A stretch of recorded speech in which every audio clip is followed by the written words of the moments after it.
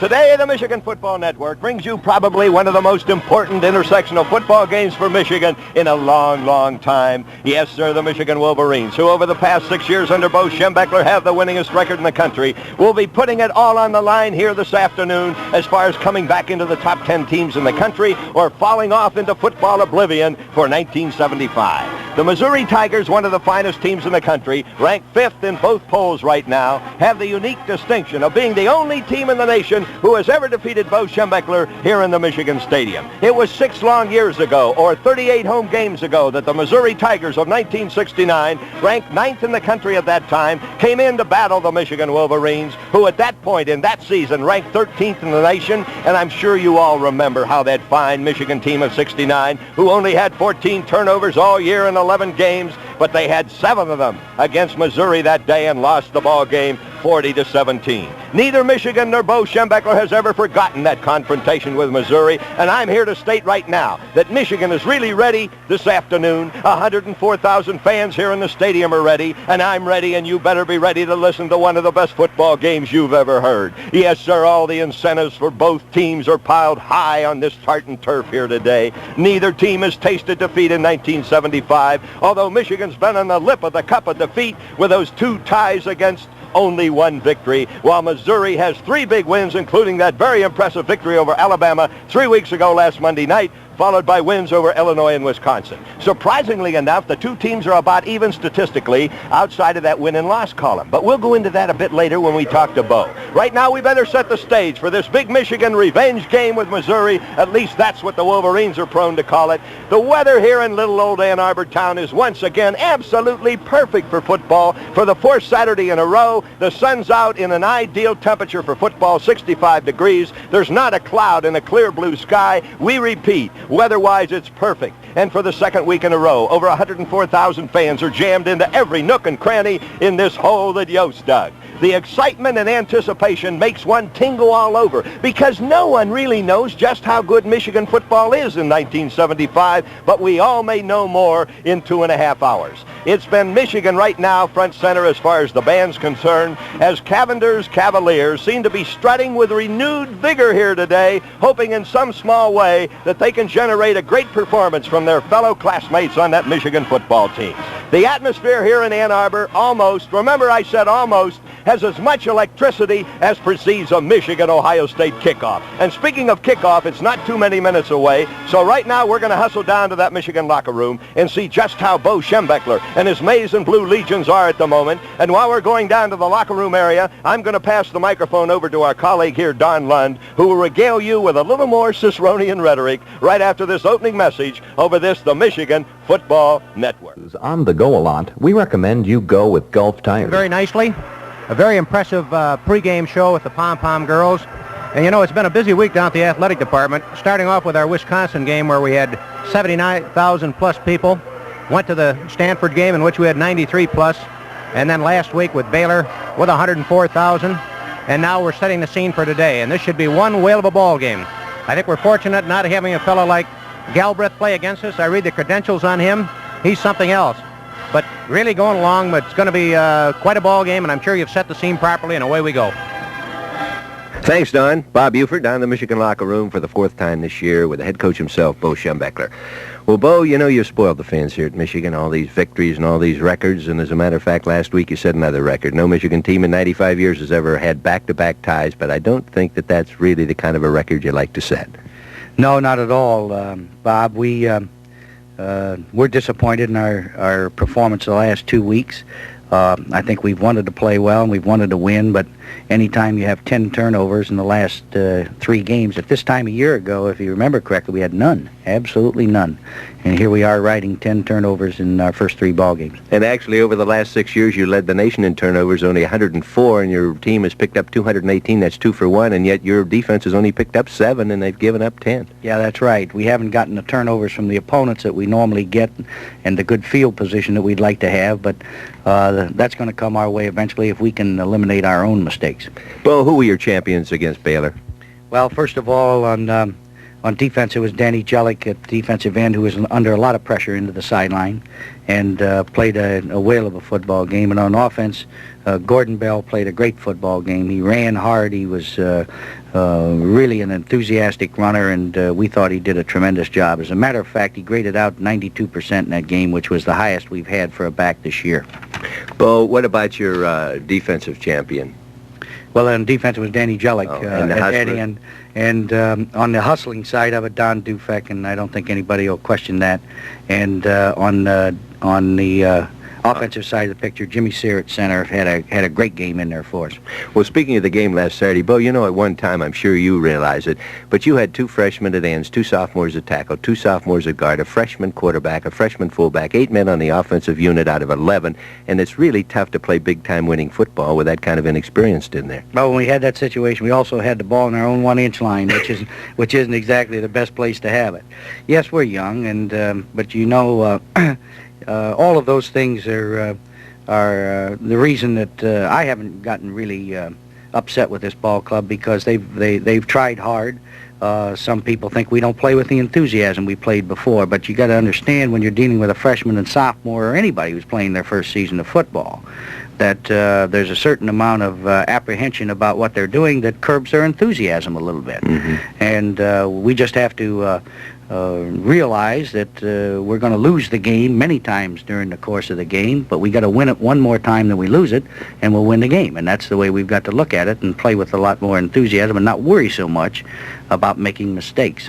And talking about this undue pressure from external surfaces, you know, I can't help but relate back to that headline in the paper this week about you saying, "The hell with the fans." Now, I was at that press conference. You did not say that. It was taken out of context. All you mentioned was that you hope, with your inexperienced personnel, that they would not be pressured by outside influence from the press, the radio, or the fans, and that they should gain their own confidence, play their own game, improve themselves, and the hell with outside influences only as it affected your players. And I think that's why they relate to you so well, because you're as honest with them in the locker room as you are with the public outside, and you in no way were trying to reflect anything against the fans. Well, I'm glad you were there, Bob, because now you see how yellow journalism can get to you. I don't mind anyone booing me, but I just wish they'd pinpoint it as me, because you've got to understand that these youngsters are trying to gain the confidence that's necessary to win.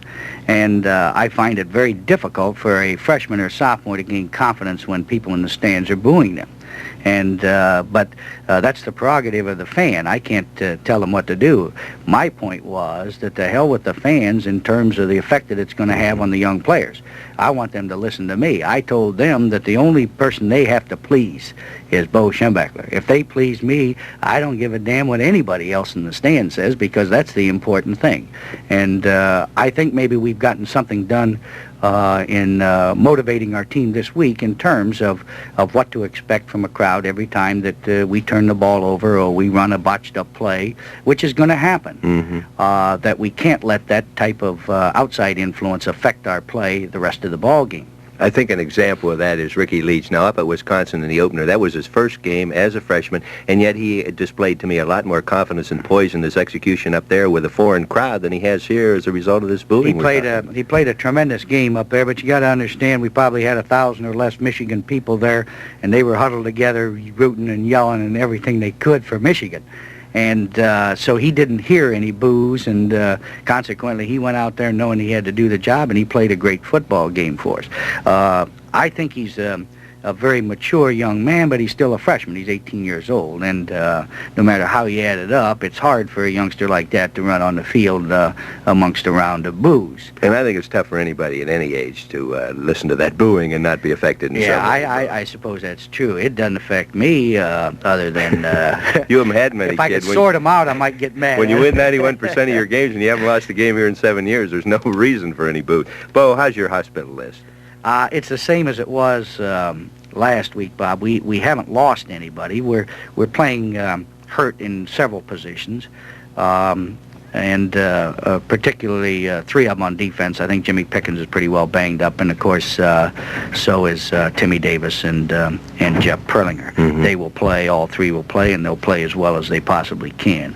On offense, we tried to get Rick White back this week. He's just too gimpy to play, and so we're not going to dress him, and we have nobody else that we anticipate getting back. A lot of people didn't realize that Scott Corbin was ailing last week. Corbin had a bad back. He sprained his back pretty badly on Tuesday, was not able to practice Wednesday or Thursday, and so we used him on the specialty team because he felt a little bit better on Saturday, but he was so strapped up that I didn't want to give him the football. He had a back brace on and everything else. Which meant with leg cramps, you had to go from that 1-inch line with the inexperienced freshman Russell Davis, and he performed admirably. Russell Davis is going to be a fine football player. He's a youngster who's willing, realizes that it's a big step for him. He should be the kind of a guy who's looking at a couple of youngsters ahead of him, and and gaining experience and things like that. But I thought he did a good job. We gave him the ball twice from the 1-inch line, and that isn't exactly the best running position you can get. You gain a lot of experience as long as you don't fumble, right? Right.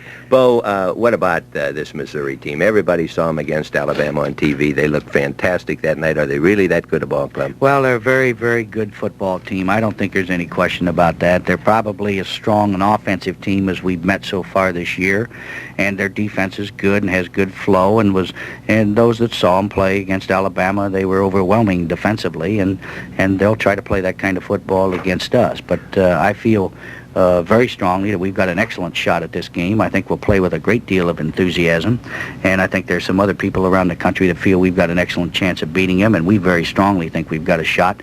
And but you never know what a young ball club's going to do, except I do think that we will play with some kind of intensity today. Bo, this is only the third time since you played Missouri 7 years ago, the only other game you've ever lost here in the stadium. This is only the third time that you've been the underdog. That's kind of a unique position for a Schembechler team. Well, it's fine with us. I mean, we don't care about whether we're the favorite or the underdog. The end result is the thing that's most important. Bo, you said that your team have a lot of incentives going for you today. Actually, you've been 3 weeks now going after your 100th win as a head coach, your 60th win here at Michigan. You can make it 38 games in a row without a defeat here in Ann Arbor. You can avenge the only defeat you ever suffered here at the Michigan Stadium 7 years ago against this same Missouri team. And the last incentive, Bo Schembechler's got to be just plain you. You're the most intense competitor that I have ever known. Have I left out any incentives? Well, we really don't need any, and of course, I think the team feels very strongly that they want to give a great performance out there, and whether we win or lose, and I think we're going to win.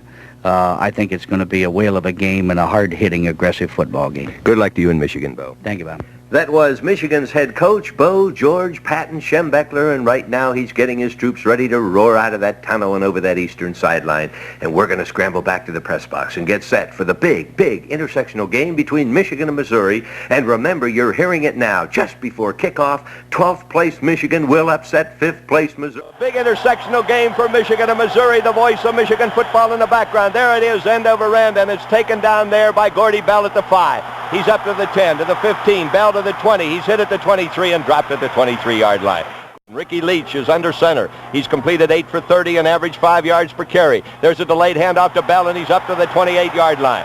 Beautiful blocking up front, and Michigan offensively, they have a new wrinkle. The tailback off tackle with a guard pulling to trap the defensive end of Missouri, and there's 2 men blocking on the tackle of Missouri, and that opened up a hole good for 5 yards on the first play from scrimmage of this Michigan-Missouri ball game of 1975. Michigan out for revenge after that defeat. Johnson wide to the right is Jimmy Smith. It's Ricky Leach with 2nd and 5 at his own 28-yard line. He has Bell deep, and he has Lytle close in the I formation on a long count from center. There's a snap. He rolls out to the right. Leach keeps it first down to the 35, 37-yard line. Ricky Leach, above his 5-yard per carry average, kept it beautifully on the pitch out as Bob McRoberts, the captain, the co-captain, and defensive right end, went through and cut over and picked up the trailer, Gordy Bell, and when he committed himself defensively, Ricky Leach faked the pitch out to Gordy Bell, kept it, moved through the left side of Michigan's offensive line and down to the Wolverine 37-yard line. 1st and 10 for the Maize and Blue.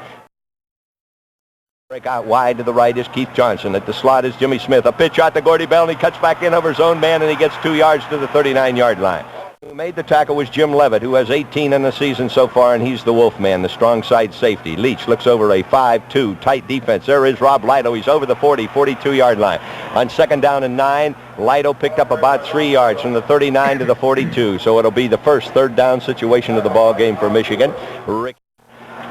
It's a cloudless blue sky here in Ann Arbor, 104,000 fans. It's Michigan 3rd and 6 at their own 42. A drop back pass. Ricky Leach has plenty of time. He can't find a receiver. He's going to run, and they get a block, and he's over the 45. Midfield strike, and a first down for Michigan at the 47-yard line of Missouri. And the nice thing about that play was Ricky Leach's fine deception. He went back to pass. He couldn't find a man open. He spotted a Missouri cornerback coming up, and he pointed like a junior quarterback. Lundo, that was great poise as he pointed where he was going to run to his blocker and said, you block him in, I'm going to run on the outside, and he picked up the first down. That was great. Picks up a first down, 1st and 10 on the 28-yard line. There's the inside counter reverse to Jimmy Smith, down to the 43-yard line. That's that play with Jimmy Smith on the slot. Tight slot on the left side. The flow goes to the left. Then Jimmy Smith comes back to the right, takes the inside handoff from Ricky Leach, and goes through the right side of Michigan's offensive line. It was picked up about 5. It's 2nd and 5. High formation. There is Ricky Leach picking off to Gordy Bell. He's alone. He outruns 1 to 40, 35, 30. Cuts in at the 25 and out of bounds at the 23-yard line. And listen to the voice of 104,000 Michigan fans going wild. Maize and blue, berserk happy Wolverine fans right now, cheering on the offense. But don't be too overconfident. Remember, 1 week ago today, Michigan moved from their own 24-yard line 76 yards and scored before Baylor ever got the ball. And then it came back, and we had that fantastic tie here, a 14-14 tie, but that's in the history book. The fact is, 1st and 10 for the Maize and Blue. Wide to the right is Jimmy Smith. It's the I formation with Bell deep and Lytle close. Ricky Leach under center at quarterback at the 23-yard line of Missouri. No score from Ann Arbor. He fakes to Lytle. He pitches off to Bell, and Bell gets it, but he can't find. Now he's breaking the tackle, but he doesn't, and he's dropped for no gain. So right now, Michigan 2nd and 10. There's a handoff this time again to Gordy Bell around the right side, and he's up to the 15-yard line. He's knocked out of bounds, call it the 17-yard line. Down this western sideline, moving toward the flagpole end of the field. Mark Donahue, number 60 from Oak Lawn, Illinois, the sophomore pulling left guard. Opened up a nice area of running room for score from Ann Arbor, 3rd down and 4. Wide to the right goes Jimmy Smith. The rest of the team in the I formation, Bell deep and Lytle close. Ricky Leach under center on a tight 5-2 defensive alignment for Missouri. There's a fake to right. He keeps it. Ricky Leach first down to the 9-yard line. In the air here in Michigan, at this Michigan stadium today, and you could sense it all week at the practice field. The I formation, Bell deep. Bell takes. Bell can't get blocking. Now he gets back at the 10, the 9, the 8, the 7-yard line. It is now a 2nd and 6 at the 6-yard line. Bell deep and Lytle close in the I formation, and it is a long count by Ricky Leach, and he fakes off. He gives it to Lytle down to the 1-yard line. Rob Lytle, beautiful deception there by Ricky Leach, who faked the pitch out to Gordy Bell. 2 ducks, meaning Missouri defensemen, went wide with Bell, and then Leach handed off to Lytle, and he moved down to the 1-yard line. Break into the scoring column for the first time this afternoon. Wide to the left is Jimmy Smith. 2 tight ends in there. The I formation, Bell deep, Lytle close, and it is a long count under center, and Rob Lytle goes into the end zone. Touchdown! Rob Lytle of Michigan scores his 2nd touchdown of the 1975 season. His 5th of his career. Remember 3 weeks ago, a 15-yarder against Wisconsin. Right now, he split the left side of Michigan's offensive line and took the handoff from Ricky Leach from the 1-yard line. And Michigan has just moved 77 yards in 13 plays. And the Wolverines take the lead 6-0. Bobby Wood, 5 for 5 on extra points. It's up, it's straight. Michigan 7, Missouri zip. 9 minutes remaining in the first quarter over this, the Michigan Football Network. How often? 77 yards in 13 plays, and Gordy Bell carried it 6 times for 35 yards. Lytle 3 times for 10 yards, including the 1-yard touchdown run. And it was Ricky Leach taking it 3 times on critical 3rd down situations for 27 big yards in that 77-yard drive. And Smitty on the inside counter reverse picked up 5 yards in 1 carry. And I might say Gordy Bell, coming into the ball game, had carried the ball 77 times, picked up 362 yards. He now has picked up another 35 in these opening 6 minutes. And Donald, that's Schembechler football. 7-0. The other team does not have possession as yet of the pigskin, and we have used up 6 minutes on the clock. It's much like last week, Bob. The only difference was we didn't throw the ball on this particular drive. We were on the one occasion, and then Leach turned it over. But I think the most impressive thing was our offensive line blocking. Okay, here he goes. Bobby Wood kicks again, end over end, not too deep. It's taken down there at the 5-yard line, and coming back is Stewart to the 15, the 20, the 25, and he's dropped at the 30-yard line. Joe Stewart, 5 yards per carry, is now... There is a handoff to the fullback, Blakeman. He fumbles the ball, and it's recovered at the 30-yard line. It is a Missouri recovery of a Tiger fumble. So it is dropped right there at the 31-yard line. It'll be 2nd down and 9. And that's got to be a big blow for Missouri. Their number 1 offensive man, who has caught 6 passes for 58 yards. He's thrown 2 passes, completed them both, one for a 22-yard touchdown against Illinois 2 weeks ago. Tony Galbraith had to stay home with a bad leg. And in his place is Jornell Williams. He's at the tailback. There's a handoff to Blakeman, and he's nestled under by the front 5. And Michigan is aggressive defensively. Mo Morton coming into the game with 37 tackles. And also, he is the lad right now who is tied with O'Neill and Dufek for those decals on their helmets for outstanding plays in the first 3 games, in Michigan's first 3 games. So, Missouri, 3rd and 7, the quarterback, Zark. He's back for a pass, cocks his arm, and it is complete out there to number 47, Blakeman, and he's dropped right there at the 38-yard line. So it brings up 4th down for Missouri. Actually, this boy, Zark Pizarkowitz, we're going to call him Zark. It's Pizarkowitz. A very fine quarterback. He's completed 26 out of 52 for 381 yards and 2 touchdowns. He's carried the ball 15 times and averaged 3.5 yards per carry. That time he's 2. And punting will be Jim Goebel, who's averaged 42 yards a punt. He's standing on his own 23-yard line. A right-footed kicker, an end-over-end kick. And it is Hicks with the ball. He's up to the 30, the 35, the 40, the 40, and he's dropped right there at the 40. And for a moment, it looked as though Dwight Hicks, on his first punt return of the 1975 season, actually coming into this ball game, Hicks had not brought a punt back on. A year ago, as a sophomore, he brought back 2 punts and averaged 10 yards per return. That time, he brought it back 15 yards on a 37-yard kick. Good position on their own 40. Bell deep, Lytle close. I formation. Ricky Leach looks at a 5-2-7, rolls out to his right. Leach pitches off to Gordy Bell, and he's hit at the 45 and dropped out of bounds right in Schembechler's lap, right below us here on the western sideline.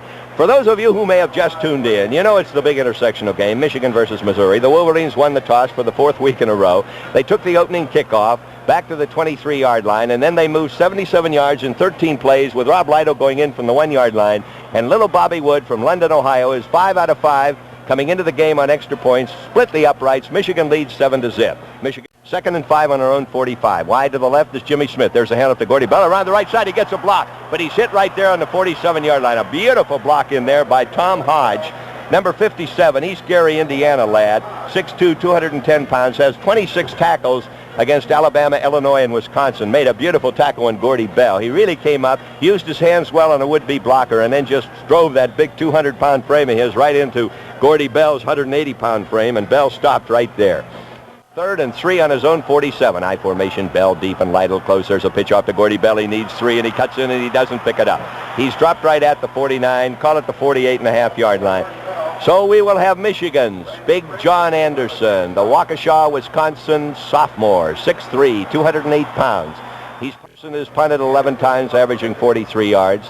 His longest was 50 yards against Wisconsin 3 weeks ago. Bad snap, and Anderson controls it. Beautiful long punt down into the end zone. Automatic touchback, 1st and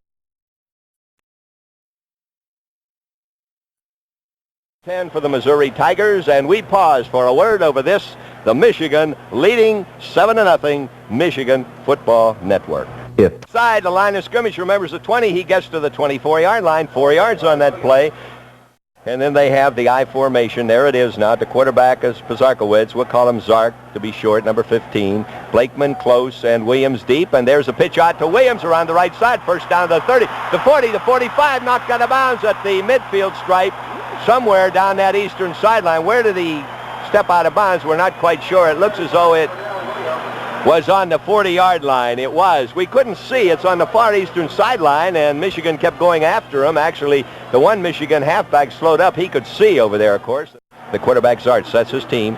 Double wing, one man back. It's Williams. He takes the ball over the 40 to the 44, and it is Williams again. Deep on the I formation. Blakeman close. It'll be 2nd and 5 on their own 45. There's Blakeman. He hurdles one man, gets to the 48-yard line of Missouri. Facing the Wolverines to a 42-7 victory. The two since have been won by Missouri. Double wing back. It's a passing offense. Zark is up there. He's trapped, and he does not pick up the first down at the 49-yard line. That was a broken play, Donald. A double wing. He was looking for a man to come from one of the wing backs. He didn't come. He started to drop back, he being Zark, and then at the last minute he thought, my gosh, there's nobody downfield for a pass. This was a running play. He turned around, moved upfield, and was trapped right there by Calvin O'Neill, who has had 46 tackles coming into this game. White Hicks along with Jimmy Smith. A snap from center. It's a good one. Jim Goebel gets his foot into the ball. There it is, end over end to Jimmy Smith. Jimmy Smith's going to allow it to bounce. And Missouri bounce to the 5, the 4, the 3, and Michigan is 97 yards away from picking up any more than a 7-0 lead. The first time Michigan had the ball, they rambled 77 yards in 13 plays to go ahead as Lytle went in from the 1-yard line. Bobby Wood's extra point was good, and that's been the scoring picture so far. A 40, Jimmy Smith. Wide to the left, Keith Johnson. Bell in the end zone. There is Ricky Leach handing off to Lytle, and he knifes through for 6 yards. All the way up to the 9-yard line from the 3. Nice blocking on the left side from these young sophomores. The two of the big 3 up front. They call them the 3 Ds, Dufek, Donahue, and Downing. Of course, Donahue and Downing are the guards. That time it was Dufek and Donahue opening up. It's Michigan, 2nd and 5 at their own 8-yard line. Bell deep, Lytle close. Bell takes. He's up the 10, the 12, the 13, 14, 15, 18, 19-yard line. Beautiful run in there on a 2nd and 3rd and 4th effort by Gordy Bell. Boy, that little whirling dervish from Troy, Ohio, Lundo wasn't going to be stopped on that play. Murgy from Cincinnati, the tight end, really threw a fine block. That is Michigan's 5th first down, and they have running room now at the 19-yard line. Bell deep, Lytle close, 1st and 10 at the 19. Ricky Leach rolls out to the right. He pitches off to Bell. Bell fumbles the ball, recovers at the 18-yard line. Gordy Bell fumbled a week ago against Baylor out of bounds. And incidentally, when you looked at the film, you might remember late in the game when it was 14-14, Gordy Bell took a pitch out. He had a pinched nerve in his that he'd sustained on the play previous to the one he fumbled. And as they pitched, Ricky Leach pitched to him. It hit his hand, went out of bounds harmlessly. But the film shows Gordy Bell had 44 yards of open field ahead of him, Don. Of course, that's hindsight, but that's just the break. It's one of those things, Bob. The timing on there, they pretty well had it diagnosed, but, you know, just one of those things. He had a pinched nerve. He couldn't hold the ball, and Bo didn't realize it when he called the play. Bell deep on 2nd and 11. Lytle close, I formation. There is a look-in pass incomplete. Ricky Leach throws his first pass. The intended receiver was Jimmy Smith. So Leach on the season is 8 for 31. He's made 3 out of 4 so far, he being Ricky Leach. He's back for a pass. He cocks his arm at the 7-yard line. He throws way downfield to Smitty and is knocked down. Almost intercepted over there by Jim Levitt. Leo Lewis, number 10, are both there. Lewis has brought more of them back. There's a snap from center. There's the kick. And it is Lewis, number 10, at the 42. Lewis catches to the 45. The 50, and he's dropped at the Michigan 49-yard line. But now Missouri on the Michigan 49. Drop back pass. It's a swing pass. Incomplete. The intended receiver was Jornell Williams, number 43, the tailback. And it was thrown a little quick. And actually, Pizarkowicz was shaken up on the play. He's limping, and he's going out of the ball game, and coming in is Pete Woods, number 18. And to show you how little playing time Woods has, he has nothing in the way of credentials or statistics. He has yet to throw a pass. He has never run the ball. So it is strictly a one-man quarterback team against Alabama, Illinois, and Wisconsin in their 3 wins. But we could see Pizarkowicz limping badly after the play. He was hit, and hit hard, by Michigan's Mike Holmes on that last play. So it's 10, a quarterback pitches off to Williams. Williams breaks at the 45, the 43, and is down there at the 43-yard line. It was 2nd and 10 on the play, and Jornell Williams, the tailback, picked up about 6 precious yards to the Michigan, call it the 43-yard line. Calvin O'Neill, 2 of his defensive teammates, Dufek and Mo Morton. Now on 3rd and 4, there is a pitch out to the halfback, and he's hit at the 43. He breaks the tackle, and he gets a first down. No, sir, he claims he stepped out of bounds at the 42-yard line. He does not get the first down. It was Williams, and he did get down to the 38-yard line, which would have been the first down, but they claimed he stepped out of bounds right in front of the Michigan bench here on the 42-yard line, so they're bringing it in at the 42. The nation in defense against the rush, allowing only an average of 101 yards per game against 11 opponents. Standing back there is Jim Goebel on his own 43, a low snap, but he gets it away, and this one should go into the end zone. A Missouri bounce into the end zone, automatic touchback, 1st and 10 for the Maize and Blue in their own 20. 20-yard line. Bell deep, Lytle close in the I formation. Ricky Leach under center. Two tight ends. There is the hand fake, and Ricky Leach keeps it. Hit at the 25, the 27, 28-yard line. That was a fine pitcher keep situation, and that young freshman quarterback executing brilliantly. Faked the pitch deep to Gordy Bell, who was picked up nicely over there by Fitzgerald, the cornerback defensively. So Ricky Leach got a block. And that's what upset Bo, nothing else. There is a handoff to Gordy Bell over the 30 to the 33-yard line. It's first down for Michigan. They now have 6. Missouri has 1, but the only statistic that really counts, Mr. Lund, is Michigan 7, Missouri zip. That's exactly right, Bob, and it's just about the end of the first quarter, and a fine first quarter for Michigan. They played exceptionally well. There it is. That's it. As Mr. Lund has just indicated, there went the gun, ending the first 15 minutes. It's Michigan 7, Missouri zip over this, the Michigan Football Network. You ever been? Michigan has it first and 10 on their own 32-yard line. Ricky Leach has Lytle deep, and it is Davis close, and there is a handoff this time to Lytle. Up through the 40, the 44-yard line. Gordy Bell went out. Before that last play, it was Lytle deep with Russell Davis close on the I formation, and they faked the pitch off to Lytle, and it was going up the center on that last play. It was Rob Lytle who carried the ball beautifully. He's the lad who gave Michigan their first touchdown here this afternoon, and only touchdown so far. 7th first down of the ball game. Wide to the left comes Keith Johnson. It's the I formation with Lytle deep and Russell Davis close. Ricky Leach is at quarterback. There is a long count. He gives off to Davis. Davis over the 45, 47, 48, 49-yard line, and that lad from down in Virginia, the most sought-after high school halfback last year, really barreling, picking up that big frame of his and moving down beautifully from his spot there at fullback.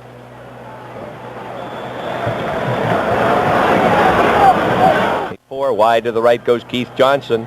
It is Russell Davis up close, and Rob Lytle is deep.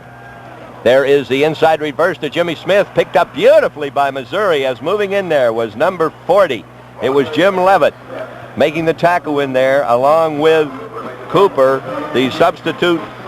The Wolverines pro set. It's Lytle deep and Davis close. Back for Packers. Ricky Leach on 3rd and 5. He can't find a receiver, and he eats it on the 42-yard line. Those are the kind of plays that Bo Schembechler talked about, and if these fans start booing when this young freshman is going to make mistakes, Bo said that he told his kids, you'll make mistakes, just play over them, maintain your poise, just make fewer mistakes than the other team makes, and you'll win the ball game, just so you get on top when that final gun goes off. That's indicative of a team with inexperienced freshmen and sophomores. There's Mickey Anderson's punt on down to the 14-yard line, Downing to the 15, 20, 22-yard line. It was Walt Downing underneath Johnny Anderson's punt. Beautiful long punt. It was a 46-yard punt with an 8-yard return, and Michigan's defense checked in. Pete Wood at quarterback. It is Grusset. There's a pitch off to the tailback this time, and the tailback is Williams, and he's hit there at the 24-yard line. He's racked up by Mo Morton, number 77, playing a whale of a game for Michigan up front. Michigan's front 5, Jellick, Perlinger, Davis, Mo Morton, and Mike Holmes. Michigan's defensive line right now, averaging 220 pounds a man. There's Grusset bringing in plays. Wide to the left in the I formation. Stewart deep, Blakeman close. There's a handoff this time. No, it's a pass out there, incomplete. It was Pete Wood throwing, and he couldn't pick up Joe Stewart, number 32, at all. Stewart was playing the right half position. It's Williams at left half.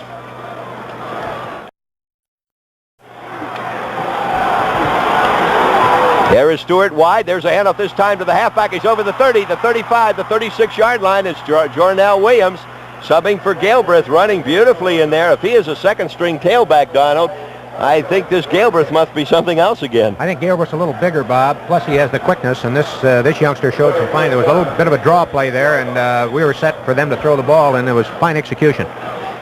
That means a lot when you're carrying that pigskin. Okay, 1st and 10 for Missouri. They trail 7-0. There is a drop-back pass by Wood. Cocks his arm. He's rushed. It's thrown almost. It's caught over here by number 47 Blakeman at the 45-yard line. Not quite enough for a first down. Going high into the air for Michigan and trying to make the interception with Jim Pickens, and then knocking him out of bounds was Dwight Hicks at the 44-yard. At the slot on the tight side, on the left side is Stewart. There's a quarterback, Wood, and he gives off to the fullback Blakeman. He picked up about a yard, and that's all he needed for Missouri's third first down of the ball game. Michigan has 7 first downs. The Wolverines moved 77 yards the first time they got the ball. A beautiful drive, all on the ground, executed by very fine quarterbacking by Ricky Leach. There's a timeout down on the playing field, a referee's timeout. They're bringing in the chain gang here for a measurement. And suppose we pause for a word over this, the Michigan Football Network. If you like. Third down situation. They have converted 1 out of 5, and there it is, a quarterback sneak on 3rd and 1, and he needed 6 inches, and he got about 1.5 yards. So they're unpiling right around the Missouri 47, call it the 48-yard line. Missouri-Michigan game of 69, the only game that Michigan's lost. It's been up there 6 long years, and that's been giving the Wolverines added incentive in an indirect psychological way. There's a pitch off. It's fumbled, recovered by, I believe, Michigan. It is Michigan who recovers the fumble at the 43-yard line. Michigan recovers. Listen to the voice of Michigan football, 104,000 fans, and it's Mo Morton, the Akron, Ohio junior, who really electrified the crowd, and he gets... Okay, Michigan, good field position. 1st and 10 on the Missouri 45. Ricky Leach pitches off to Gordy Bell. No, Rob Lytle, and he's hit right there at the midfield stripe. That was a delayed pitch. Ricky Leach was shaken up. That is, he was forced to pitch awfully quick because Levitt came through on the same defense that Michigan does, a 5-man front, 5-2 umbrella. Ricky Leach looks it over, 2nd and 15, back for a pass on the 41. Can't find a receiver. Ricky Leach is still breaking the tackles. He's going to run. He throws downfield. Intercepted at the 40 by Missouri. It's intercepted in there by Downing. And Downing has made his 3rd interception of the 1975 season, and Ricky Leach just made a mistake that time. But he was shaken up on the play, and his knee seems to be bruised as he's being helped off the field. He was hit brutally as he threw. Missouri fumbled a moment ago. Michigan recovered. Michigan has a pass intercepted by the Tigers. The Tigers, a tailback is into the open to the Michigan 45, and he's dropped right there. It's Jornell Williams, number 43. And so, Donald, as you said earlier in this broadcast, this game is developing much as the Baylor game did a week ago. Sustained any momentum with the ball offensively since their opening drive. Missouri has it now, double wing back, 1 man back to tailback. He takes it. He's dropped right there at the 45-yard line. Williams, and this is the finest passer Missouri's had since then. Zark sets his team 3rd and 2. A rollout pass thrown by Zark in the air and almost intercepted. That was one of those look-in passes. 97, that's got to be McDonald, the tight end. Moved down about 7 yards from his tight end position. Zark went over 3 steps to his right, cocked his arm, threw the pass, and the big tight end, McDonald, tipped the ball, and then Bolden tried to get under it to make the interception. 37 yards the first time, 47 yards the second time, 42 yards the third time. Elzinga warming up on the sideline. Ricky Leach, as we said, was shaken up on the last play. There is a high end-over-end kick, and it's taken by Jimmy Smith. No, sir, he's letting it bounce, and it's a Missouri bounce into the end zone. Michigan bounce. Automatic touchback, 1st and 10. No, sir, in the 20. At quarterback is Mark Elzinga. 3 out of 7 for 53 yards so far. Carried the ball 5 times and averaged a half yard per carry. There's a handoff this time to Rob Lytle, the fullback. He's up to the 25-yard line before he's dropped in there, picking up his 5-yard average. 8 minutes. And piling on the play on Rob Lytle, and he's getting up, but this lad is all guts, let me tell you. That'll cost Missouri 15 yards for piling on. Rob Lytle, the Fremont, Ohio junior, who's fullback again with Gordy Bell right behind him, 1st and 10 on their own 38-yard line. Russell Davis is in. Lytle came out on that last play, shaken up a bit. There's a delayed handoff to Gordy Bell, and he's tackled right there at the 2nd and 11. Bell lost a yard on the play. There is a drop-back pass by Elzinga. Cocks his arm, throws downfield to Keith Johnson, incomplete. It was thrown a bit too far. Keith Johnson, who was caught 1 for 28 yards last week against Baylor, caught 3 a year ago for 44 yards. Couldn't quite catch up to that pass. He was right around the 36-yard line of Missouri, to give you an idea. The point of scrimmage is a Michigan 38, and Elzinga was back on his own 26-yard line. It's the I formation. Gordy Bell deep. Davis close. Drop back pass by Elzinga. Throws it out here to Bell. Bell catches the 45. Hit at the 50 and down to the 48-yard line. First down, Michigan. Beautifully thrown by Mark Elzinga, the Bay City junior. Well thrown, as Elzinga has now completed his first pass of the afternoon. Gordy Bell. Bell coming into the game had caught 2 for 9 yards and 1 touchdown. Remember, he caught the 7-yard touchdown pass against Wisconsin 3 weeks ago. Now Michigan 1st and 10 with Mark Elzinga. He has Davis close and Bell deep. There is a fake to Dave, and it is A fumble, and it is recovered in there by who? It is Missouri who recovers that fumble. Mark Elzinga off to Russell Davison on the exchange. Michigan was guilty of committing their second turnover the afternoon. Missouri has it with 7 minutes remaining in the second period. Leach has a bruised rib cage, and he is not in the ball game. There is a quarterback, Zark, back for a pass, looking for a receiver. He throws a long bomb, and it is incomplete, out of bounds at the 5-yard line. It was Derek Howard, number 10, covering Henry Marshall. And Marshall is the lad that you saw 3 weeks ago Monday night against Alabama gather in a touchdown pass. If you watched the Illinois game on TV after our game with Stanford, you saw him gather in a pass for a touchdown.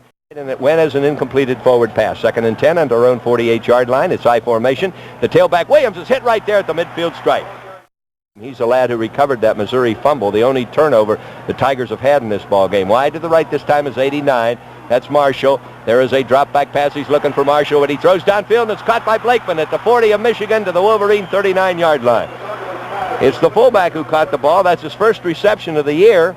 Blakeman had not caught a pass until now. And one of Zark's favorite receivers is not here, Tony Galbraith. But they're going, and they only trail 7-0. They have it 1st and 10 on the 39-yard line. A pitch off to Williams, and he's hit right there at the 39-yard line.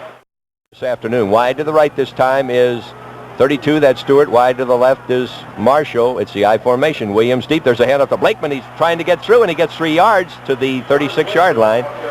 Made 6 tackles so far against Wisconsin, Stanford, and Baylor coming into the game. He's in now for Holmes.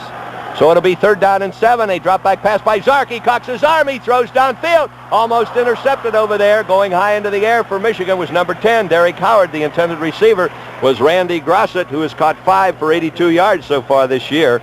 But he has yet to receive one this afternoon. So in passing, Missouri is 3 out of 6. Was Tom Gibbons, who has made 7 out of 8 field goals. His longest is 49 yards from the 43-yard line, a 53-yarder, and it is short, way short.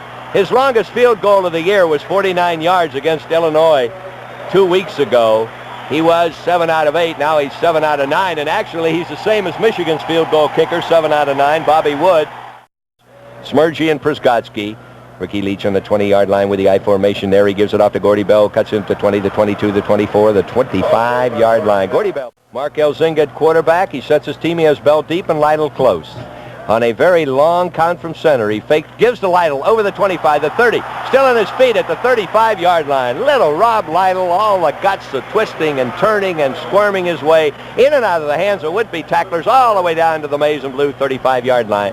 For those of you who may have just tuned in, Michigan took the opening kickoff back to the Wolverine 23-yard line. 13 plays later, they had moved 77 yards, using up 6 minutes on the clock, and they took a 6-0 lead as Rob Lytle went in from the 1-yard line. Bobby Wood made the extra point, and that's been the scoring so far in this ball game. It's still anybody's football game. 1st and 10 for Michigan on their own 35. 3 minutes and 40 seconds remaining. Bell deep, Lytle close. On the long count, Mark Elzinga looks at a 5-2 umbrella, hands off to Gordy Bell. He's down over the 40, cuts to the 43, the 44-yard line, and he picks up about 8.5 yards on the play. Gordy Bell averaging 5 yards per carry. Coming into the ball game, he had 362 yards. This afternoon, he has picked up somewhere around 69 yards. Our human computer, Jack Lane, 15 carries, 69 yards on top of his 362, and that's got to be about 431 yards. And the 2 tight ends are in now with 2nd and 1. Smergy and Przgotsky. There's a handoff this time to Rob Lytle. He needs one, and he barrels his way for 4. Scoreboards right now, 2 minutes and 56 seconds. Former Big Ten official, former regent here at the University of Michigan, All-American center at Michigan back in the early 20s. Meanwhile, in 1975, Mark Elzinga rolls out to the right, cuts back in over the midfield stripe, and runs to the 46-yard line of Missouri. Beautiful running in there by Mark Elzinga, who coming into this game had only picked up about 1.5 yards average on 5 carries against Wisconsin, Stanford, and Baylor. But he's getting his shot here this afternoon. Displayed real fine character in causing no friction in the team. He's getting his chance now. 2nd and 4 on the 46. A look-in pass thrown incomplete. Ends are in tight. It's 3rd and 4. A key situation for the quarterback Mark Elzinga on the Missouri 46-yard line. There is a rollout. He gives it to his fullback, and he picks it up. That Rob Lytle again. The last 7 yards and 13 plays to take an early lead, 7-0, and that's what the scoring picture is right now with 1 minute and 39 seconds remaining. There is a drop-back pass by Mark Elzinga. Cocks his arm in the 49, throws out incomplete. No set, wide to the right this time.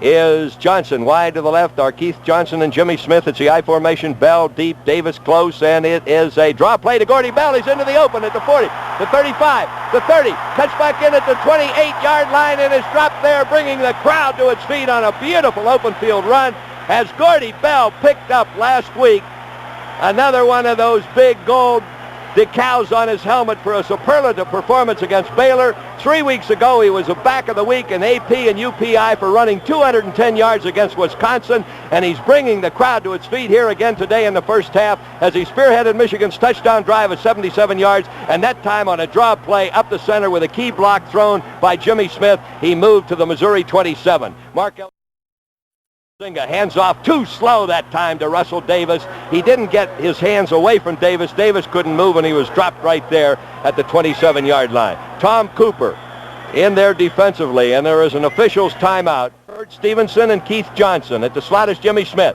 Marco Zinga back for pass on his own 37. Throws down there, intercepted and dropped. Intercepted by Carter, number 2 of Missouri, right in and out of the outstretched hands of Jimmy Smith, who was cutting across on the post pattern.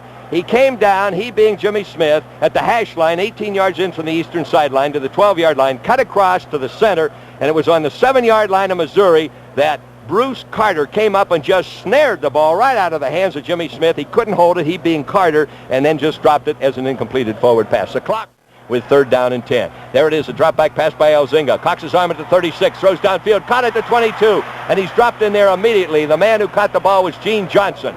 The Flint, Michigan freshman caught his first pass of 1975, his first pass as a Michigan football player, and that guy that stands 6'2" or 6'4" and weighs 225 pounds has got to feel good inside because he's just made his first reception as a Michigan tight end. And Bobby Wood is ready to attempt his 10th field goal of the year. It'll be a 40-yard attempt. He's made one 42 yards against Stanford, end over end, and it is good. And do you want to know how Bobby Wood feels when he kicks a field goal, or what he thinks to himself? As Bo Schembechler said just a few moments ago, Wood, it's 4th down. We are going out there and kick a 40-yard field goal. And I said to Bobby Wood, how do you feel when that happens? And here's what he said. Okay, because I'm a Christian, I really believe what the Bible tells me about God being with you and having confidence in God.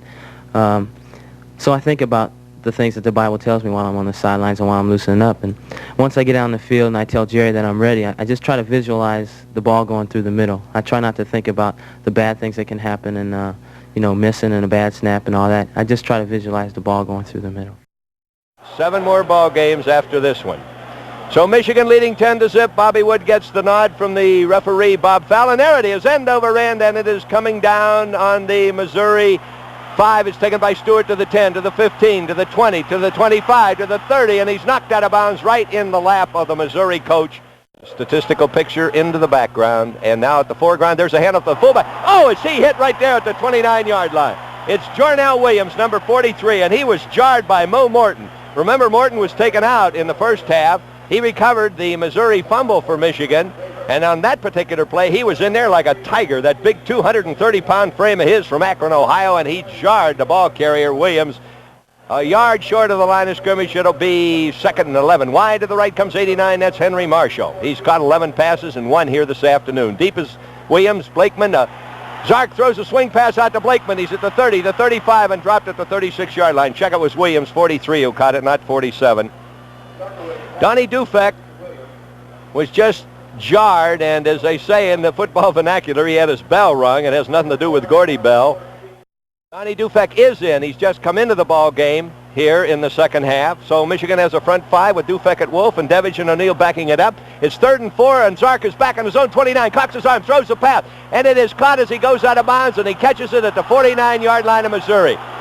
And the Michigan fans roar their disapproval as they felt that Randy Grosset, number 11, was out of bounds when his feet came down, but the official was standing right there, and it is a first down. The first Michigan State playing Notre Dame. The game's in South Bend, 0-0 at the end of the first quarter. Wide to the right this time is Stewart. There's a handoff to the fullback, and he's hit right there at the midfield stripe. Purdue 0, Miami of Ohio 0. First quarter score. We'll keep you posted on these scores throughout the second half. 2nd and 9 for Zark. Fakes the handoff, throws the pass complete down there to Grosset at the 30-yard line. And Randy Gross at number 11 catches the ball. On the 30-yard line, he's hit immediately by Dwight Hicks and Jim Bowden, and Michigan's secondary is vulnerable once again, as it was a week ago against Baylor, and a tremendous ties that we had out here over the past 2 weeks, 19-19 and 14-14 against Baylor. It's a double shotgun, the man in motion, Stewart. The pitch off is recovered. It's still bouncing around, and it's, I believe, a Michigan recovery on the 41-yard line. A bad reverse there on a double wing. It was Donnie Dufek who made the recovery for Michigan on the 40-yard line, and Don Dufek, who has just recovered his first fumble of the 1975 season. Remember, Dufek intercepted that pass against Wisconsin 3 weeks ago and brought it back 27 yards. He just picked up his second turnover of 1975. 16, or is it 7? It's Ricky Leach. He has Bell deep and Lytle close. Smith at the wide side, on the right-hand side. Ricky Leach keeps it and pitches off to Gordy Bell, who gets a block, and he's over the 30, 40, 45, 50, and dropped out of bounds at the 49-yard line of Missouri. Gordy Bell, with that last-minute effort, he turned around 360 degrees and just backed over the midfield stripe after he was knocked completely off balance at the Michigan 49 and picked up 2 more yards on it. Wide to the right goes Jimmy Smith. Wide to the left comes Keith Johnson. It's the I formation with Bell deep and Lytle close. Ricky Leach under center at quarterback, barking off the signals, and it is a long count. He looks at a 5-2 umbrella, and then he hands off, fakes the handoff, keeps it, pitches off to Bell. 45 knocked out of bounds in front of the Michigan bench at the 42-yard line, and Gordy Bell, who carried the ball 28 times against Wisconsin, 24 times against Stanford, and 26 times against Baylor last week, is monopolizing that pigskin again here this afternoon. That very fine senior from Troy, Ohio. Bell has 103 yards and 18 carries. He came into the ball game with 362. That means it's wide to the right, Smith. Wide to the left, Keith Johnson. Bell deep, Lytle close. It's 2nd and 4, and there is the handoff to Lytle, and he manages to move to the 38-yard line of Missouri. It was Gordy Bell again. It wasn't Lytle. He faked to Lytle, he being Ricky Leach, and he handed off to Gordy Bell again. They needed 4, and they pick up another first down. Michigan has now moved for their 15th first down. Formation 1st and 10 at the Missouri 38, and then Ricky Leach keeps the ball, and he struggles to the 36. Offensive line averaging 231 pounds a man. Wide to the right is Smith. Wide to the left is Johnson. It's 2nd and 8. Bell deep. Lytle close. A 6-man front. He pitches off to Bell. Bell gets one block, but he doesn't get another one, and he's smothered right there at the 36-yard line. This crowd in Michigan history, and the 3rd largest crowd in the history of intercollegiate football of regular season games. There is a drop back. He fakes a pass. He throws. He's going to run. Leach is over the 30 and is hit right there at the 30-yard line, 2 yards shy of the first down on 3rd and 8. It was the 11th third down situation. He has converted 3 out of 10, and they were all in that touchdown drive at the beginning of the ball game after the opening kickoff. And here it is, 3rd and about 2. Check 4th and 2. Kirkpatrick made the tackle for Missouri. A 7-diamond defense now by Missouri, and Ricky Leach gives off to Lytle, and Lytle needs 3, and he gets it to the 27-yard line. Robbie Lytle picks and just tiptoed his way through the hands of one would-be tackler, and he got a block up front from Downing. And listen to the voice of Michigan football in the background. 104,000 fans roaring their approval. The score, Michigan 1st and 10 at the Missouri 27. Bell deep on the inside, counter play to Smith. They diagnose it, but Smith breaks a tackle over the 25 to the 23-yard line. It was Tom Cooper made the tackle for Missouri at the old gold and black 23, but he picked up, he being Jimmy Smith, on the inside counter. You know what I mean. The flow goes to the left. Smith lines up at the slot on the left side, tight to his tackle. And then he moves back to the right as the flow going to the left, takes the inside reverse from his quarterback, tried to pick up a block over there from Ken and Przgotsky. He got a semi-block, broke the tackle, and picked up about 4 yards. 2nd and 6. All right, 2nd and 6. Wide to the left this time comes Jimmy Smith. 2 tight ends in on a balanced line, and Ricky Leach keeps the ball, and Ricky Leach runs over the 20, gets to the 19-yard line, picks up 4 more yards. It'll be 3rd down and about 3. Jim Levitt, the strong safety. Straight ahead, however, they do angle maybe 30-40% of their play on defense. Keith Johnson wide to the right, 2 tight ends. Bell deep, Lytle close. Ricky Leach to Lytle. He's down to 15, 10, 5, 4, 3, 2, 1. Lytle. Rob Lytle scores his 2nd touchdown of the afternoon. And Rob Lytle has now picked up his 6th of his career as he has just climaxed a fine Michigan 60-yard drive After Donnie Dufek recovered a Missouri fumble on the Maize and Blue 40, the Wolverines roll 60 yards in 10 plays with Rob Lido going in for the final 19 yards for the touchdown, and Michigan leads 16-0. Bobby Wood, who's 1 for 1 on extra points, who's 6 out of 6 in the season, who's 8 out of 10 on field goals, is all set to make it 2 out of 2 on the extra points. It's spotted, it's kicked, it is good. Michigan leads 17-0. Bobby Wood is perfect on his extra points, 2 for 2 in the ball game, 7 out of 7, and Michigan leads 17-0 over this, the Michigan Football Network. Of the ball game, 77 yards in 13 plays. Michigan leading 17-0. Bobby Wood's kick is deeper into the end zone. Stewart catches it and comes out to the 5, up to the 10, hit it to 13 and dropped, and Michigan's defense is aroused, and never have I been more correct than I am right now when I say the Maize and Blue Daubers are up, up, up. The Wolverines lead 17-0. The defense is frenzied. That's the defense that led the nation in the fewest turnovers over the last 6 years, only 104, while they picked up 218. 4 in a row, and he's going after number 5, and he'll start that next week against Michigan State. But right now it's the quarterback on a swing pass back to the 6-yard line. And he breaks away, and he's coming upfield now to the 5, and he is dropped right there at the 7-yard line.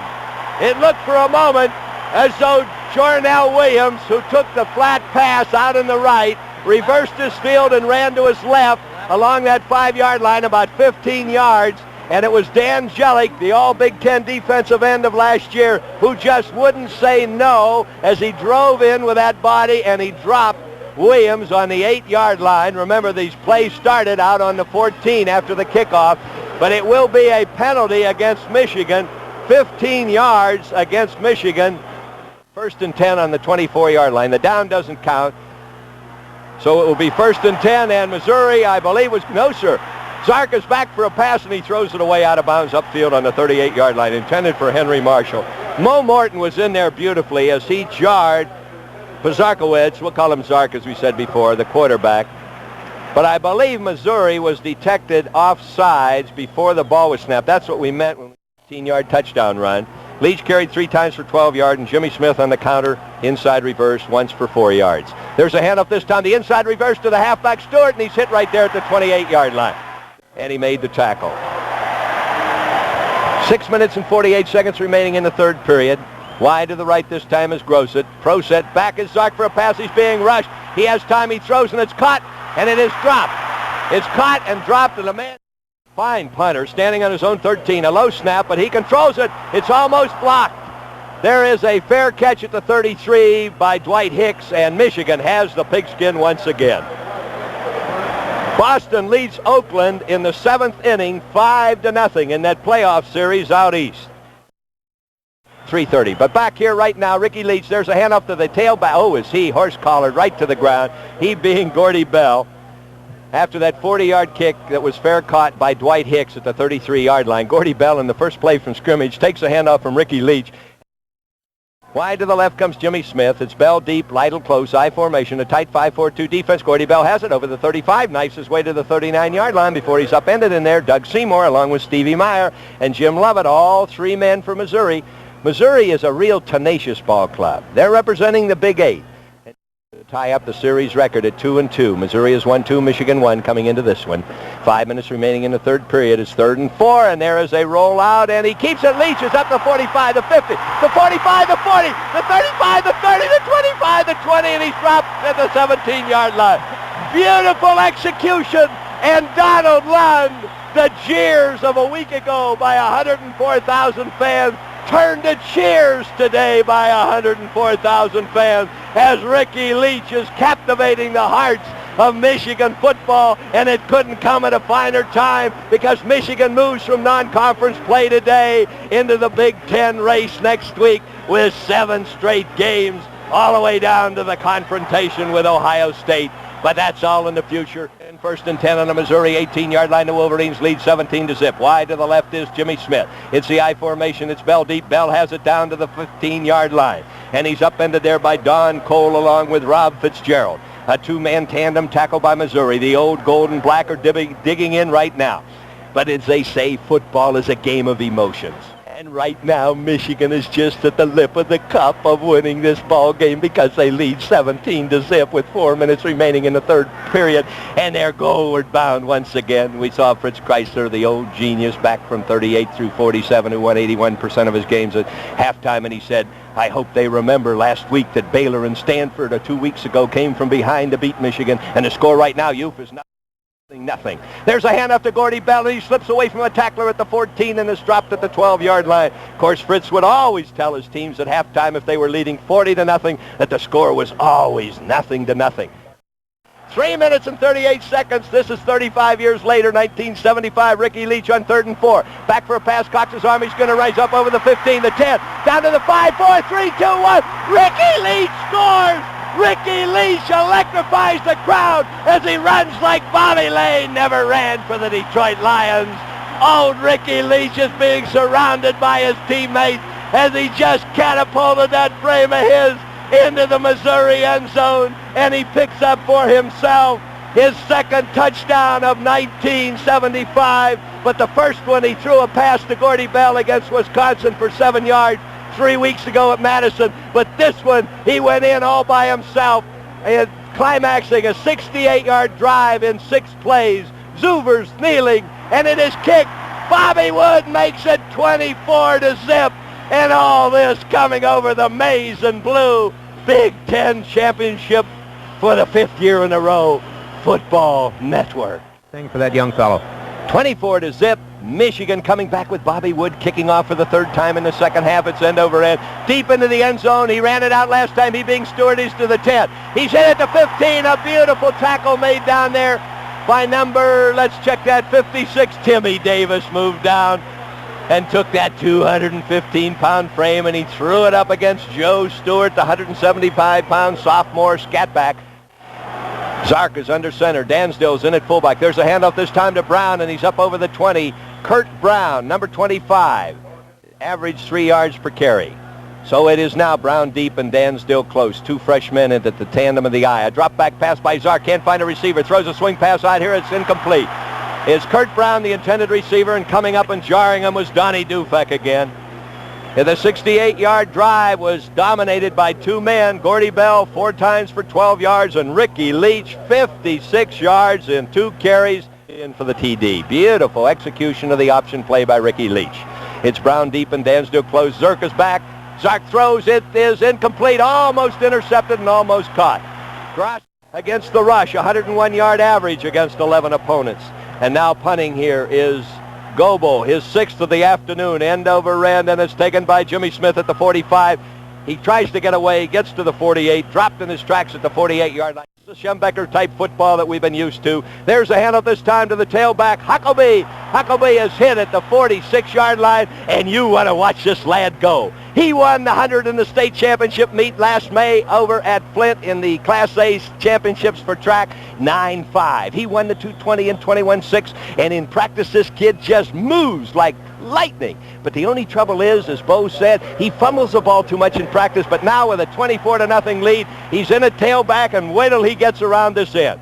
2 tight ends are in on a balanced line. Huckabee deep, Davis close. There is a handoff to Davis. Davis is down over the 40, the 38-yard line. Russell Davis, another great freshman at fullback for Michigan. Coming into the game, Davis had averaged 3.5 yards per carry.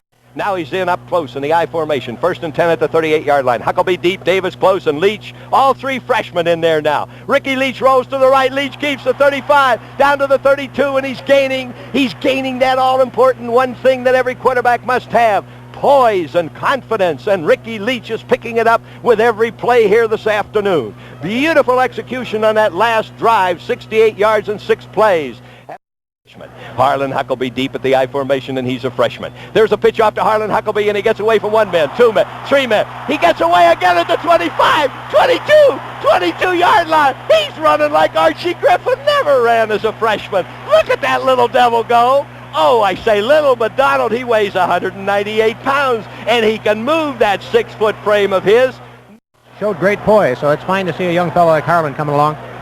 Just fantastic moves, this Harlan Huckabee deep. Harlan Huckabee has it again, and he's hit, and he twists to the 19-yard line. He's getting his chance. There's holding. Ricky Leach looks over at Bo with a disgust. Did you see him grab his wrist and says, Bo, that's going to cost us 15 yards. So now before the official even indicates, Ricky Leach is a bit disappointed. After all, he's only carried the ball 11 times for 103 yards this afternoon, engineered all the scoring drives, 3 touchdowns and a field goal. The scoreboard is owned by Michigan right now, as it hasn't been all season long, 24-0. 34 seconds remaining in the third period as Michigan in their 4th meeting for Missouri, and this is Schembechler's revenge. Oh, how sweet it is. Schembechler's only lost 1 game, and it was 40-17, and Michigan had 7 turnovers. They only had 14 all season long in that 69 year against 11 opponents, but today they're playing great football. 1st and 10, 1st and 22 from the 34. There's a handoff this time to Russell Davis, the fullback. Up over the 30, he just got over the 30-yard line before Seymour, Cooper, and Hodge all in there making the tackle for Missouri. Missouri with a 5-man front still, but the zip is gone from the Tigers. I think they have knocked the zip out of the Tigers. At the end of 3 periods, Michigan dominates 24-0 over this, the Michigan Football Network. Nebraska in 62, 25-13. They shut out Colorado last year in the second game here, 31-0. And now it is 24-0. There is a delayed handoff by Ricky Leach. He throws a pass downfield, and it's caught at the 12-yard line. Caught down there by Keith Johnson. His second reception of 1975. He caught one a week ago against Baylor for 28 yards. They're claiming he dropped the ball. I can't believe it. He trapped the ball, or he dropped it. He caught it and fell to the ground, and the crowd doesn't believe it, and this reporter will never believe that. And Bo Schembechler is out on that turf, and the head linesman says, listen, General George Patton, you're at the Rhine River now. You aren't getting into Germany on this one. So that play goes for naught. I'll never understand that one. I'd like to see that one on the field. Keith Johnson had to come back upfield. He dropped to his knees and caught the ball. Don, because if he catches the ball on his knees, isn't that still a reception? Good, Bob. It's good. But yes. It's dead right there. He can't run with it, but it's a reception. I can't believe it. A drop back pass on 3rd and 17. Ricky Leach scrambling, and he's caught from behind at the 37-yard line. 7, Purdue zip. Wisconsin 7, Kansas 7. And here it is from the 44-yard line. Ufer, it'll be a 54-yard attempt. It's Greg Wilner. Greg Wilner, not Wood. Wilner is a walk-on from down in Florida. He hails from Miami Beach, Florida. He's 5 foot, about 9 inches tall. He only weighs 140 pounds. He's a sidewinder. He's number 48, and he tried one from the 44-yard line, a 54-yard attempt, but it was just short. He has a record set a year ago, 51 yards against Purdue. There's the pitch out this time to the tailback, Brown, and he's hit at the 24-yard line. It's been Michigan dominating the game offensively as well as defensively. Downer number 80 is in at the split end position. There is a double wing. They both go in motion, and that is a misplay. You're only allowed to have one man in motion. Both wingbacks, the fullback, number 31, Dansdo, in for the first time in 75 as a fullback, and Steve Malley, the other halfback. They were both at the double wingback positions, and they both went in motion, and that 3 out of 10 in third down conversions. They have it 3rd and 4 now at their own 25-yard line. Brown deep, Dansdo close in the I formation, a rollout pass. He cocks his arms, arc throws, and it is almost intercepted. The intended receiver was Randy Grossett, number 11, down on the 44-yard line of Missouri. And so the Tigers from down in Columbia are ready to punt. And Donald, I've never seen the crowd at Michigan in a long time more enthusiastic about the defense. That's right, Bob, and I think that's a tremendous thing, and I think it's remnant. I think this reminds us a little about the Wisconsin situation, and had we had these people there at that time, this is the way our defense is playing at a tremendous quickness. So it'll be right now Jim Goebel, number 17, standing on his own 10-yard line. It's a rollback pass. He controls it. It's almost blocked. He gets it away. Not too good. Hits on the 50. A Missouri bounce to the Michigan 40, to the 30. Smith takes it over his shoulder at the 25 and is driven to the ground at the 23-yard line. Wide to the right this time is Jimmy Smith. Scott Corbin close, Lytle deep. There's a handoff this time to Lytle, and he's hit right there at the 28-yard line. Actually, as we said in the first half, Rob Lytle's a kind of a lad that can go at either position, fullback or tailback. He's actually more in his natural habitat, so to speak, at the tailback spot. That's what he was. Now Scott Corbin, who carried the ball 8 times coming into the game, averaging 4.5 yards per carry. He's close, and Lytle is deep in the I formation. Ricky Leach fakes to Corbin, keeps it. Ricky Leach hits at the 28-yard line. That was an option play. Leach didn't even look back as though he were even going to fake that time to Rob Lytle, and so the Missouri defense just forgot all about Lytle and concentrated on Leach, and well, they might, from the ball game, he being that paying customer. Ricky Leach, a swing pass thrown out here to Rob Lytle at the 35, the 40, and dropped at the 40.5-yard line. A beautifully executed swing pass play. You notice, Donald, all of the sway of the motion was to the left. The flow was to the left, and Leach went to the left, then turned around on a time play, cocked his arm, and threw a swing pass out to Rob Lytle. Well executed. Wide to the left is Jimmy Smith, the I formation. The fullback has the ball. That's Scott Corbin, still on his feet, driving, bulling his way to the 46-yard line. Boy, that was a great second effort there by Scott Corbin. He is a Cincinnati lad who broke all of Shuttlesworth's records in high school. He came up here 2 years ago as a freshman. Right now, he's up close on the I formation with 2nd and 4. There's a handoff to Rob Lytle, and he gets no blocking, and he's hit right there at the 48-yard line. Lytle is hit and jarred and stopped in there by Randy Frisch, number 91, the right tackle defensively for Missouri. There is a 7-man line. Ricky Leach looks at it. Ricky Leach hands off to the fullback, Scott Corbin, and he's hit right shy of the midfield stripe. About 22 yards in from this, the western sideline. Doug Seymour, as Michigan leading in the ball game, 24-0, polishing this 24-0 lead, and they're going to sit here until the last. They wanted Bo to go for it, but he's sending Anderson to do the kicking. And 4th down, Anderson punts, a long, high, lazy kick, a fair catch at the 17-yard line. The man who fair caught the ball for Missouri was Leo Lewis, number 10. He's 24-0. It's Brown deep and Dan still close in the I formation. Zark at quarterback, fakes to the full, gives to the tailback, and he's up over the 20, the 25, the 30, the 31-yard line. Beautiful running by Kurt Brown. And I would say at this point that Michigan possibly is letting up just a little. That defense has been superb all afternoon, and now with a 24-0 lead, they aren't exactly digging in up front in that trench, so to speak. So the ball rests, about 24 yards in from this, the western sideline. Michigan dominating this game offensively, taking the opening kickoff and moving 77 yards in 13 plays. Now with a double wing back. The last time 2 men went in motion. This time only 1 goes in motion. The quarterback keeps, pitches off to the motion man who fumbles the ball. It is recovered in there by who? It's recovered at the 28-yard line, and they're going to dig down in, they being the $150 an hour men, and they're unpiling, and it is Missouri recovering their own fumble. So that is a forced fumble by the Tigers, and they have lost 2 to Michigan and recovered 2 themselves. Michigan, of course, has fumbled once and gained that all-important poise and confidence that a quarterback must have to win a Big Ten championship. Michigan defending for the 4th year in a row. There is a snap that's misjudged, it's fumbled, and Michigan recovers. The quarterback is Mark Elzinga. Huckabee deep, Scott Corbin close. Huckabee takes it, he gets in there, breaks 1 tackle, and he's hit at the 26-yard line. Okay, Mark Elzinga sets his team. 2nd and 7. 7 minutes remaining in the ball game. There is a fake one-way. Pitches off this time to Huckabee. Huckabee cuts back in. He can't break the tackle. He does break 2 times. Down to the 20, the 19-yard line. Beautiful second effort. Donald, he had 2 men wrapped around his thighs, and he just spun away, broke the tackle, and moved for 5 more yards. Bob, he shows tremendous promise. There's no question about it. He's got the size, he's got the speed, and there he showed the desire, and he's getting an opportunity with the score as such to get the feel of playing in a football game. Wide to the left this time goes Richardson, Max Richardson.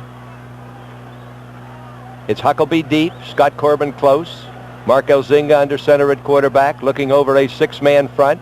Then he fakes it off. Mark Elzinga pitches off to Huckabee, and he goes down the sidelines, out of bounds, around the 18-yard line. He had no running room after he got the pitch out from Elzinga. Elzinga was only 4 yards from the western sideline. He pitched off to Huckabee, who took that lateral 1 yard from the out-of-bounds line. He had no running room. He tried to turn upfield, did get over the line. Wide to the left this time goes Jimmy Smith. The ends are in tight. It's the I formation, and there is the inside reverse this time to the halfback, and he is around the right side and dropped right there at the 15-yard line is Max Richardson. Richardson is in there at the slot, coming around on the inside reverse. That time, Richardson, after taking the reverse, was driven to the outside. Don, 3rd and 6. Here it is, Mark Elzinga. Harlan Huckabee deep, Scott Corbin close, 2 men flanked out to the left. There's Huckabee with the ball. He's down to the 11 and down to the 10, still on his feet, struggling to pick up that 6 yards. It'll bring up 4th down and about 1. Well, old General George Patton's going to make the decision here. The crowd wants him to go for it. 2 freshman ends in there. Lang and Ken at the tackles. Donahue and Miles at the guard with Jimmy Sear at center. Huckabee deep and Scott Corbin close. Ends in tight, balanced line. Wide to the left this time is the halfback, and there is Marco Zinga pitching off to Huckabee. Is down the 10, down the 5, 4, 3, 2, 1. Harlan Huckabee scores. Look at Harlan Huckabee. The crowd roars as Harlan Huckabee practically carried the team on his back. Of course, his teammates won't like a statement like that particularly because they did block well, but it was a great second effort there as Huckabee faked into the inside and then cut back to the outside, and from the 11 yards, you knew he was going to make it with 9.5 blazing speed in a 100-yard dash. Huckabee has just scored his first touchdown for Michigan. In the second game he's appeared in, he was in for one play against Wisconsin. He's been in here in the second half this afternoon and has made himself felt by the Missouri Tigers. Zuber holds it. Woody kicks it. It is good, and Bobby Wood on extra points is 3 for 3. Bobby Wood on field goals is 1 for 2 in the afternoon. Although I'll check, Bobby Wood did not attempt that second field goal as Greg Wilner from 54 yards out, and that's almost an impossibility in college football. But Michigan leads 31-0. Who would have guessed it? Nobody but Jimmy the Greek in Las Vegas called Michigan an 8-point favorite. And you remember Bo Schembechler told you and me in the locker room before the game, Bob, I think we're ready. And as a matter of fact, he said, just before I left him, you heard him, he said, we're going to win this afternoon. And then, of course, we just picked that up and told you you're hearing it now, right over this, the Michigan Network, that we're going to win this ball game. Michigan will upset fifth-place Missouri, and the Wolverines will move back into the top 10 across the country. There's no doubt about that.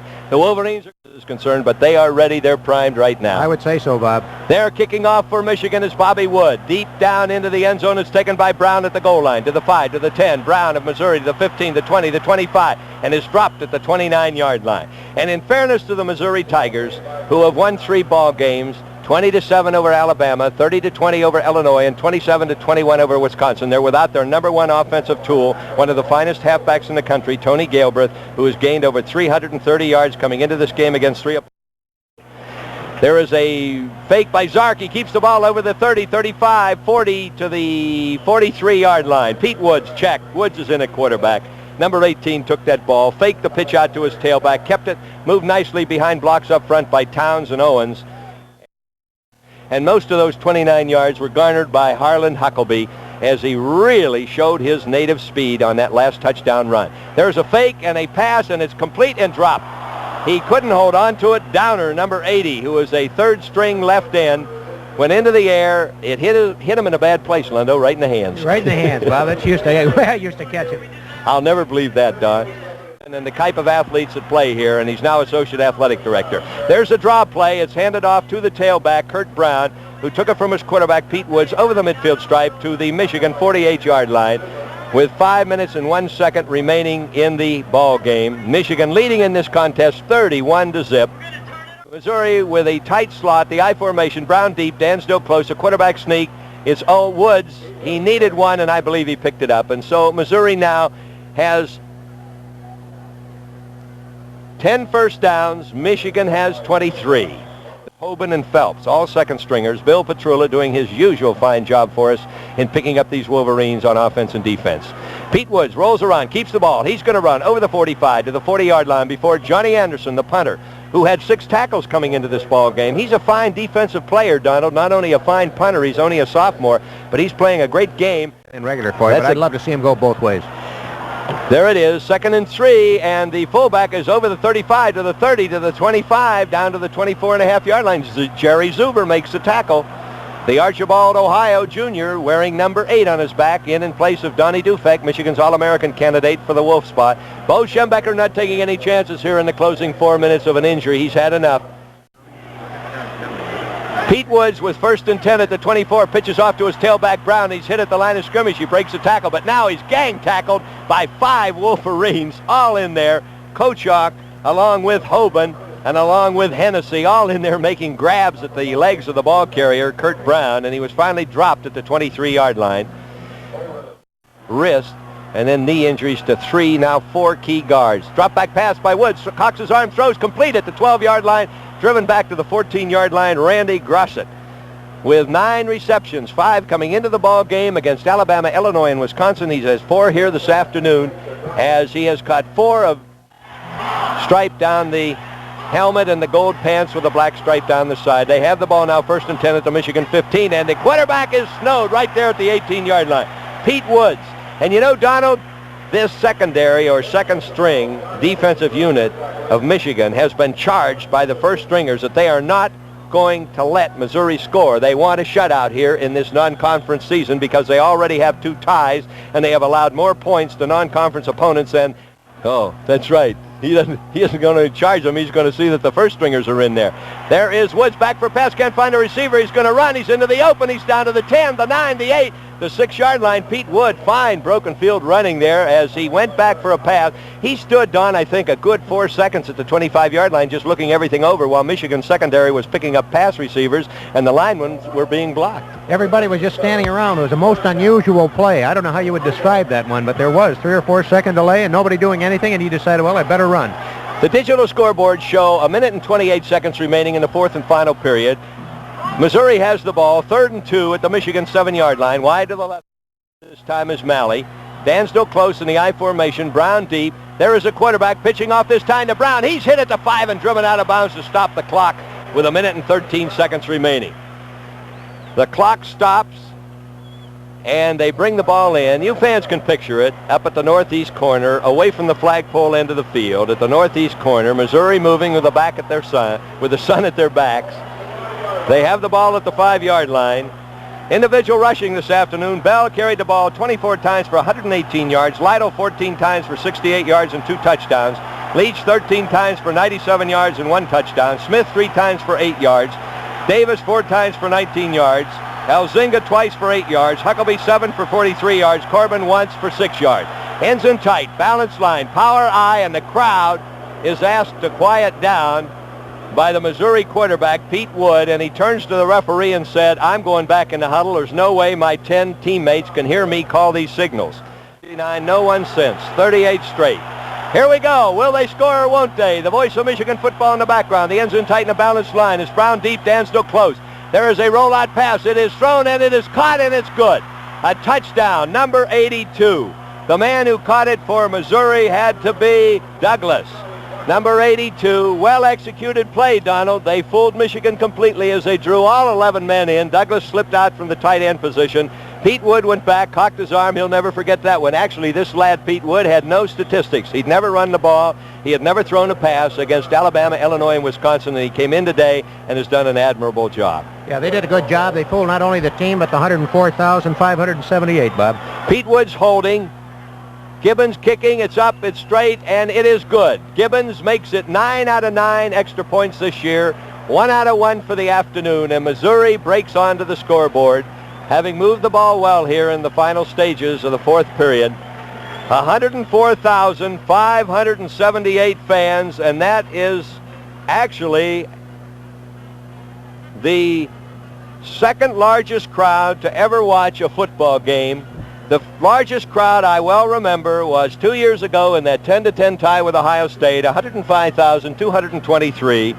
The second largest was the Michigan State game a year ago, 104,682. And this is the third largest, 104,578. Last week, the Baylor game drew 104,248. And so this game moves up as the third largest crowd in not only the history of Michigan football, but the history of intercollegiate football. The third largest crowd to ever watch a football game during the regular season play in the... He has most decals on his helmet for great play in previous games. Woods back for pass, has plenty of time. Throws a screen pass out in the right flat over the 45, the 40, the 35, the 30, the 29, the 28-yard line. 57 seconds remaining. Kurt Brown is the man who caught that swing pass, but there's a flag on the play, and it looks as though someone will be detected either holding against Missouri or Michigan's defense piling on. I'm not sure which it was at the 28-yard line. It looks as though it's against Missouri. We wondered how that lad, Kurt Brown, could move down there. Donald, you picked that up? Yeah, I caught it. It was after he had made the good move and so on, and Don Dufoot came across, and the guy clipped him, really belled him from behind, and the back judge called the play. We'll have a station ID right after this play. Double wing back, drop back pass by Pete Woods on the midfield stripe. Throws downfield and it's caught at the 30. Down to the 28. Knocked out of bounds and the clock stops with Missouri on the Michigan 27-yard line. 40 seconds remaining. We pause 10 seconds for station identification over this, the Michigan Football Network. The rest of the team in the balanced line. At the slot on the right side is Malley. A rollout pass by Owens. He pitches off this time to number 33, a halfback pass. He throws into the end zone, and it is knocked down. Beautifully knocked down by Jimmy Pickens, number 18. The intended receiver, Marks, was doing the throwing, and the intended receiver was Marshall, number 89, far downfield. That's the play that was executed so well by their number one tailback, they being Missouri, in the person of Tony Galbraith, when he threw a 42-yard touchdown pass against Alabama 3 weeks ago Monday night, and a 27-yard pass against Illinois 2 weeks ago at Champaign. And that time it was a third-string tailback, Marks, throwing the ball. It was well thrown, Don, but Michigan's defense was back there. I think Galbraith is 7 for 7, Bob, according to the records. And he didn't make the trip today. A tough break for Missouri, and Missouri's quarterback, Owens, is back. Throws a look-in pass down there to Grossett, and he's hit at the 20-yard line. Grossett makes his 5th reception of the afternoon, his 10th of the season, and it is their 11th completion out of 23 thrown, and the clock shows 23 seconds remaining, with Michigan still leading in the ball game. A very commanding lead, as a matter of fact, 31-7, but Missouri has not given up the ghost as yet. Well, this has been quite a football game. Michigan taking the opening kickoff, much as they did a week ago against Baylor, moving it out to the 23-yard line. And then they moved 77 yards in 13 plays, with Rob Lido going in from the 1-yard line, and Bobby Wood made his first extra point of the ball game, and it was 7-0.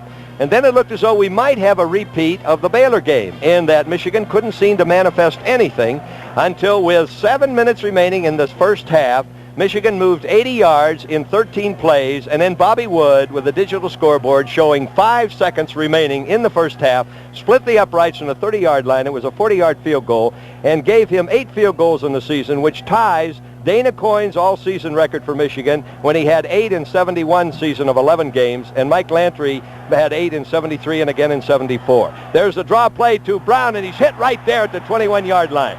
The draw play that worked so well earlier in this second half to give Missouri a first down. They tried to set it up for better field position for their field goal kicker, who tried one earlier today. It was short. He tried one from 54 yards out, and now it will be Tim Gibbons with 18 seconds remaining. Check. It was 4th down. I don't know, Ufer, you're really getting carried away today. They do not. That was the 4th down. They tried to draw a play. They turned the ball over to Michigan. They evidently gave up on their field goal attempt, in that they ran that ball on the draw play with 4th down, because 3 points was nothing. So with the I formation, it's Huckabee deep and Lytle close. There is the handoff this time to Huckabee, and he's hit at the 23-yard line. Harlan Huckabee.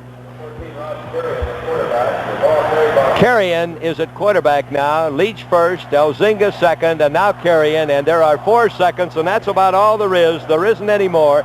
The voice of Michigan football, the 3rd largest crowd in the history of Michigan, in the history of intercollegiate football, roaring their approval as Michigan leaves the field on the long end of a 31-7 score. A great big Michigan victory, and a great big Michigan football.